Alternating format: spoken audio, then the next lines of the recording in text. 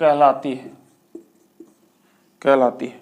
तो बच्चों, चुंबकीय क्षेत्र में किसी चालक में प्रेरित विद्युत वाहक बल यानी ईएमएफ तथा बंद परिपथ में प्रेरित धारा उत्पन्न होने की जो घटना है, इसी को हम लोग चुंबकीय प्रेरण कहते हैं। यही चुंबकीय प्रेरण कहलाती है।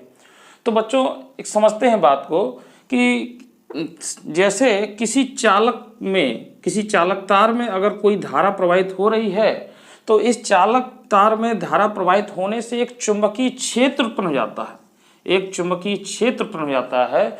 उसी प्रकार से यानी चालक में अगर धारा प्रवाहित हो रही है, तो इसके कारण अगर चुंबकीय क्षेत्र उत्पन्न हो रहा है, तो उसी प्रकार से अगर चुंबकीय क्षेत्र है तो उसके द्वारा विद्युत धारा भी हो सकती है, जिसे हम लोग प्रेरित धारा कह रहे हैं।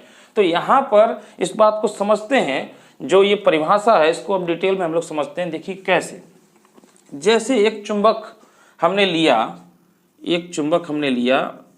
इसका ये नॉर्थ पोल और इसका ये साउथ पोल है बच्चों। तो इससे जो चुंबकीय बल रेखाएं निकलेंगी इस तरीके से, चुंबकीय जो बल रेखाएं निकलेंगी इस तरीके से, इनकी डायरेक्शन इस तरीके से होती है बच्चों। चुंबकीय बल रेखाएं की जो दिशा होती है इस तरीके से होती है, यानी नॉर्थ पोल से साउथ पोल की ओर इस तरीके से होती है। यहाँ से भी अगर हम लोग लेते हैं तो इस तरीके से ये जो होती है, और यहाँ से ये भी निकलेंगी तो ये अंदर की तरफ हो जाएंगी बच्चों, इस तरीके से। तो बच्चों, यहाँ पर जो चुंबकीय बल रेखाएं निकल रही हैं बाहर की ओर नॉर्थ पोल से, तो एक चुंबकीय क्षेत्र हमने ले लिया है। और चुंबकीय क्षेत्र में यहाँ पर देखिए कहा गया है कि एक बंद परिपथ यानी क्लोज सर्किट अगर हम लोग ले, यहाँ पर इसके ऊपर पृष्ठ ले, तो यहाँ पर जब एक पृष्ठ लेते हैं बच्चों, तो इस पृष्ठ में ये चुंबकीय बल रेखाएं गुजरती हैं।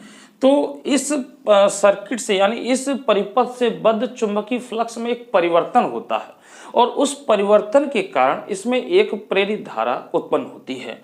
इसमें एक प्रेरित विद्युत वाहक बल और एक प्रेरित धारा उत्पन्न होती है। तो बच्चों देखिए, ये जो प्रेरित धारा है ये इसमें चुंबकीय फ्लक्स में परिवर्तन होने के कारण होती है। परिवर्तन होने के कारण मतलब अगर यहाँ पर इस चुंबक को स्थिर रखा जाए तो इसमें कोई भी धारा नहीं बहेगी। तो यानी इसमें चुंबकीय फ्लक्स में परिवर्तन करने का मतलब है कि ये चुंबकीय जो बल रेखाएं इससे गुजर रही हैं, जो इससे चुंबकीय बल रेखाएं गुजर रही हैं, इनकी संख्याओं में परिवर्तन होने पर इसमें एक प्रेरित धारा उत्पन्न हो रही है। पूरी घटना हमारी इसी पर ये चलती है। तो बच्चों देखिए, इसमें चुंबकीय फ्लक्स के मान में परिवर्तन किस प्रकार से हम लोग करेंगे, तो इसको कई तरीके से हम लोग कर सकते हैं। जैसे कि चुंबक को अगर इस